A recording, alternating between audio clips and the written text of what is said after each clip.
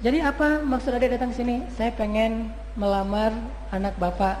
Saya kayaknya ingin menyempurnakan agama. Oh boleh, boleh, boleh. Alhamdulillah kalau bapak dapat menantu Ustadz katanya. Tapi begini maharnya, adik mau nggak ngajarin dulu anak saya ngaji selama 10 tahun? Oh mau pak, bukan si Neng, itu yang baru lahir. Kalau si Neng mah pasti mau itu ya. Ini yang baru lahir, yang usia baru 2 tahun, ajarin ngaji sampai dia lulus SD. Mau nggak? Keburu udah ilfil duluan. Bayangin 10 tahun cuma untuk menunaikan mahar. Tapi Islam nggak kayak gitu. Mudah banget. Sampai Nabi bilang, sebaik-baik perempuan adalah yang paling ringan maharnya. Ringan itu bukan murah ya. Ringan itu memudahkan. Sebaik-baik perempuan yang paling ringan maharnya itu Islam. Yuridullahu bikumul yusra wala yuridu bikumul us.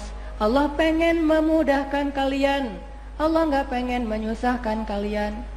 Dari mulai mahar aja udah ringan. Sebaik-baik perempuan yang maharnya paling ringan. Dan saya dulu ketika nikah, mahar istri saya itu paling ringan untuk saya. Apa maharnya? Saya ketika nikah kan masih berstatus mahasiswa di Kairo. Jadi ceritanya ayat-ayat cinta gitu. Walaupun saya anak tukang pangkas, tapi alhamdulillah Allah kasih banyak kemudahan. Saya nikahnya tuh di Masjidil Haram loh. Nikahnya di Masjidil Haram. Cuman kita nikahnya itu video call gitu. Nikahnya pakai video call. Saya lagi haji, calon mertua alhamdulillah qadarullah haji juga. Istri saya di Mesir. Waktu itu belum jadi istri. Calon istri saya di Mesir.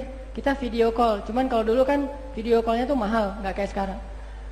Nelfon, saya terima nikahnya. Terus saya udah selesai akad. Kita suami istri loh. Oh iya, sih gitu. Nah, pas mau nikah, saya kan berangkat ke Mesir itu modalnya. Mungkin teman-teman ada yang pernah nonton di YouTube lah cerita saya berangkat ke Mesir. Lulus pesantren, pengen ke Mesir tapi nggak punya duit. Ikut tes beasiswa nggak lulus. Soalnya nggak pinter lah ya. Pas ikut tes beasiswa disuruh apa, saya ngomong apa. Dia ngomong apa, saya ngomong apa. Pokoknya nggak lulus aja. Akhirnya pas lihat daftar yang lulus, saya nggak ada di situ. Oh nggak lulus, ya udah deh. Saya kuliah di sini aja. Terus, tapi saya setiap nonton dulu tuh ada dunia dalam berita ya. Nggak kayak sekarang, dulu ada dunia dan berita. Terus di akhir dunia dan berita kan suka ada perkiraan cuaca gitu. Suka ada Kairo.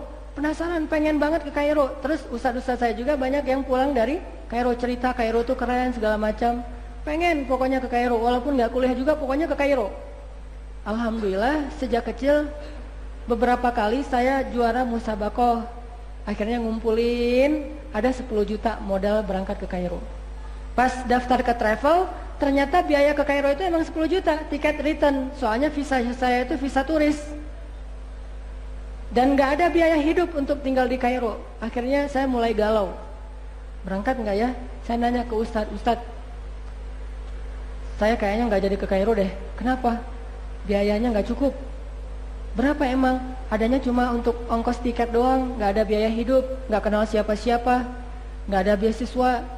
Ustadz saya cuma ngasih satu nasihat yang sampai hari ini saya ingat. Apa kata Ustadz saya? Nan, kamu percaya nggak Allah di Indonesia sama Allah di Mesir itu sama? Ya iya dong Ustadz, masa Allahnya beda? Nah, sekarang Ustadz tanya, yang ngasih kamu makan di Indonesia siapa? Kan nggak mungkin kalau udah gitu saya bilang orang kan ya, atau orang tua. Allah dong Ustadz. Ya udah kalau Allahnya sama, Allah yang ngasih kamu makan di Indonesia, Allah juga yang ngasih kamu makan di Mesir. Ya juga ya. Kamu di Indonesia punya keluarga? Punya orang tua, keluarga semuanya. Cuma satu doang yang belum punya, dia sih. Cuman saya nggak ngomong kayak gitu.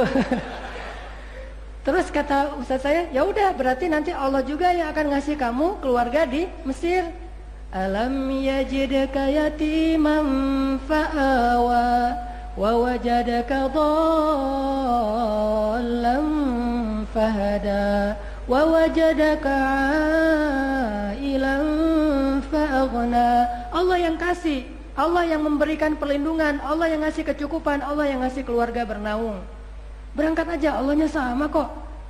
Oh iya ya, benar. Daftarlah saya tuh. Berangkat ke Mesir, gak bawa uang sama sekali. Di kantong saya tuh 0. Sampai di Mesir, alhamdulillah, hari pertama saya daftar di Al-Azhar, dites lagi tuh. Coba kamu dari mana? Indonesia. Oh Indonesia. Kamu bisa ngaji? Soalnya bagi orang Mesir, orang selain Arab kayaknya susah kalau mau ngaji. Dites, bisa ngaji nggak? Dikit-dikit. Coba kamu ngaji. Alhamdulillah saya baca sebaik yang saya bisa, dia nangis, baper. Jadi yang tesnya tuh baper langsung, nangis. Pak, maaf Pak ya, maaf. Saya nggak ada maksud bikin bapak baper gitu. Terus enggak. Masya Allah, barakallah, dia senang banget dengan tilawah saya. Akhirnya, ya udah, kamu dapat beasiswa. Saya curang di situ. Oh enak gini dapat beasiswa, daftar lagi tuh ke lembaga-lembaga pemberi beasiswa di tempat lain. Akhirnya saya dapat beasiswa 3 lembaga sekaligus. Coba bayangin, teman-teman yang lulus beasiswa di Indonesia cuma dapat 1. Saya yang lulusnya di sana dapatnya 3. Saya akhirnya tinggal di 3 tempat tinggal. 1 di asrama, 1 lagi di dekat Sungai Nil, biar bisa ngelamun di depan sungai, view Nil view gitu ya. Terus 1 lagi tinggal di pedesaan, biar saya dapat suasana Arab pedalaman. Dan di pedesaan itu saya ada pengalaman unik banget. Di dekat rumah saya itu ada kandang keledai.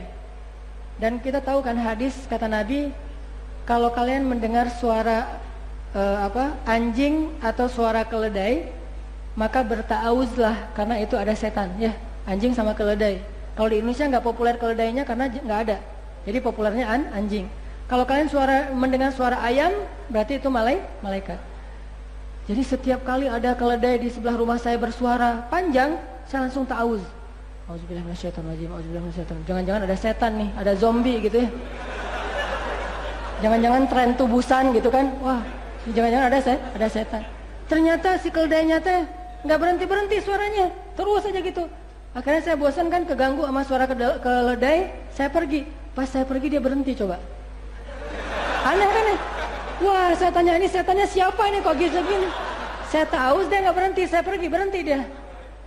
Ini artinya saya punya tempat tinggal 3 di Mesir. Alhamdulillah nikmat hidupnya. Tapi namanya mahasiswa kadang-kadang masih jomblo gitu, hidup nggak jelas. Makan sehari 3 kali makan di restoran foya-foya awal bulan. Pas pertengahan bulan ke sana, makannya cuma minum air putih sama korma yang kering, harus direndam dulu baru bisa dimakan. Korma kering tuh direndam 2 jam kemudian baru dimakan. Jadi kalau misalnya sarapannya jam 8, jam 6 habis subuh rendam korma. Jam 8 baru bisa dimakan. Itu makanan kesukaan Nabi loh. Korma keras direndam dengan air, namanya aswadain, 2 yang warna hitam, korma dan air.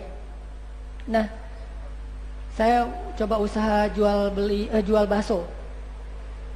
Yang bikin bakso bukan saya sih, teman bikin bakso, saya jual. Dan saya kalau jual bakso itu ngasihnya pakai mood. Kalau saya lagi mood ngasihnya banyak, kalau lagi bete ngasihnya dikit. Jadi nggak ada standar, 1 mangkok misalnya 5 butir, enggak. Yang banyak belanja bakso ke saya itu mahasiswa dari Malaysia, makcik gitu. Makcik, betul gitu ya. Betul.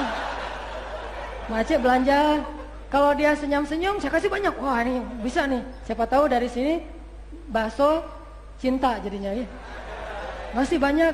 Dia akhirnya nge-mention teman-temannya, bakso di sini banyak loh ngasihnya, datang temennya yang cowok-cowok. Kalau yang datangnya cowok saya kasih 2, 3. Kok beda banget gitu. Alhamdulillah lakunya banyak dan menghasilkan, jual kayak mini cenger keliling gitu, dolar buat adik-adik baru yang baru datang. Pas saya udah jadi senior gitu, lo masih punya dolar kan? Beli gua. Kan senior punya hak veto kan? Beli gua dolar lo. Oh iya kak. Berapa lo punya? Cuma segini kak, $1.000. Udah ambil aja semuanya daripada lo tukar berkali-kali. Udah, akhirnya kayak setengah malak gitu. Jadilah jual dolar.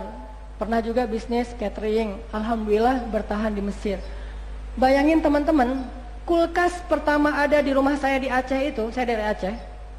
Itu pas saya di Mesir. Saking kita memprihatinkan, keluarga miskin lah ya. Kulkas pertama banget ada di rumah saya itu pas saya di Mesir. Saya telepon ibu saya, "Ma, butuh apa? Abang lagi ada duit nih." "Oh iya," kata Mak, Bang, ini lagi bulan Ramadan, di rumah kita kan nggak ada kulkas dari dulu. Kalau mau beli es ke tetangga, bisa nggak beli kulkas? Oh siap mak, kirim duit beli kulkas. Bayangin masang telepon rumah aja, itu ketika saya di Mesir. Daripada emak saya selalu ke tetangga, kalau saya telepon, akhirnya habis pulsa saya juga dari luar negeri, dia pasang telepon. Ternyata benar kata ustaz saya, yang memberi kita rezeki di Indonesia, itu juga yang ngasih rezeki ketika di tempat yang lain. Bahkan lebih daripada yang saya bayangkan.